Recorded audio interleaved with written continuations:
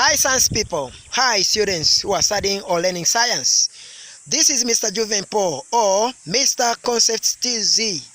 Today I'm in this natural environment for the aim of sharing ideas about the plants that grow in the semi-desert environment. In science we do learn that plants that grow in a semi-desert environment should have special features that allows them to sustain life in their natural environment, and we call these features adaptive features. This natural environment I am now is growing a variety of plants that all plants are having their special features that allows them to sustain life in this natural environment. Now follow me as a science person, as a science student, so that we share ideas together on what are the features of the plants that are growing in the semi-desert environment. Follow me. So, adaptive feature number one is that most of semi-desert plants have got spines. This is a spine. And the spines in semi-desert plants serves as defensive weapon against the herbivores. Herbivores are the animals that feed on plants only. So by having spines, the plants are reducing the number of herbivores that can feed on the plants. Feature number two is that most of semi-desert plants have got small leaves.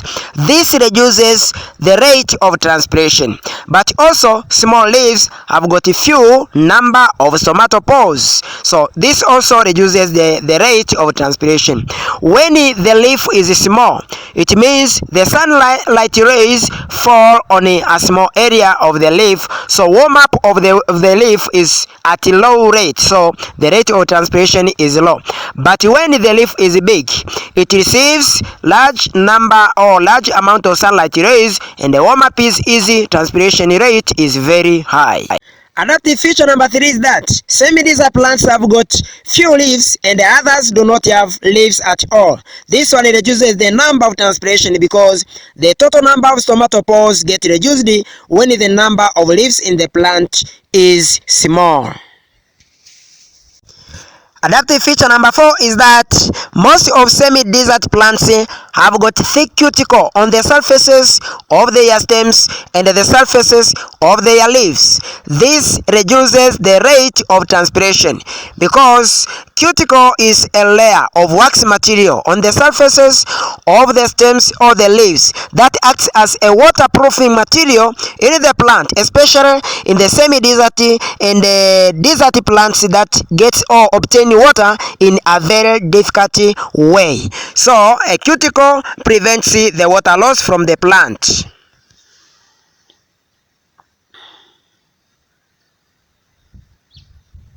Adaptive feature number five is that most of semi-desert plants undergo secondary growth rather than primary growth. Secondary growth is the increase in the girth of the plant. This one helps the plant to become very stable and stronger against the blowing wind in the semi-desert environment. The semi-desert environment is having strongly blowing wind. So for the plant to become strong and stable and firmly attached to the ground, it needs to undergo secondary growth rather than primary growth. Primary growth is that growth that increases the height of the plant. So in a semi-desert environment, plants do not grow higher. They do not grow higher. They just remain short and increase in the width or girth in order to make themselves strong against the blowing wind of the semi-desert environment. Adaptive feature number six. Some semi-desert plants, especially those of cacti or cactus family, have got soft and thick stems. These stems are used for storage of large and enough amount of water when the water is available, for example when it is rainy season. So this one helps to store large amount of water for future use. So don't forget, put in your comments, share, like, and subscribe for more video.